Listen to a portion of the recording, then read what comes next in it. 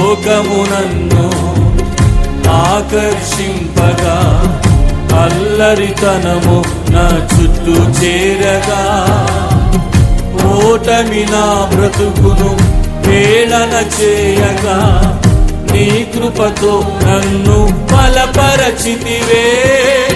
ఇంతగా నన్ను హెచ్చించుటకు ఏ పాటి వాడను యేసయ్యా.